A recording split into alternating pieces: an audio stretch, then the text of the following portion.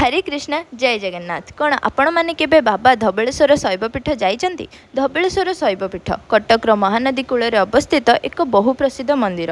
यहाकू नहीं एक चमत्कार किंवदंती रही अछि। थरे तेलीघर पुओटीए ठाकुरंक पाखरे मानसिक रखिला, जदि मोर अंडीरा बाछुरीटीए हुए ताहले मु आपणको दानरे देदेबी। एवं भगवान को कृपारु तार सुंदर कला बाछुरीटीए मध्य हेला, किंतु लोभरे आसी से बाछुरीटीकू प्रभुंको अर्पण न करी निज पाखरे रखिदेला।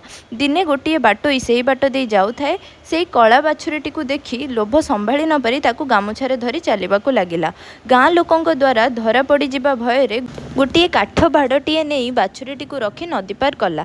सेहीपटे तेलीघर पुओटी ता कला बाछुरीकू खोजी खोजी नदी पठाकू आसी बड़ पाटिरे आवाज देला, तो सेपटू बाछुरी जवाब मध्य देला।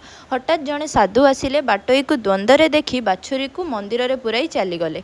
क्रमे सकाळ ହେଲା, ପୂଜାରୀ ଆସି ମନ୍ଦିରର ଦ୍ୱାର ଖୋଲିଲେ। କିଛି ଅଦ୍ଭୁତ ହେଲା। ଚୋର ବାଟୋଇର ଜୀବନ ରକ୍ଷା କରିବା ପାଇଁ ପ୍ରଭୁ କଳା ବାଛୁରୀକୁ ଧଳା ରଙ୍ଗର କରିଦେଲେ। ସେଇ ଦିନଠୁ ତାଙ୍କ ନାମ ପଡ଼ିଲା ଧବଳେଶ୍ୱର, ଦ ହ୍ୱାଇଟ୍ ଗଡ୍।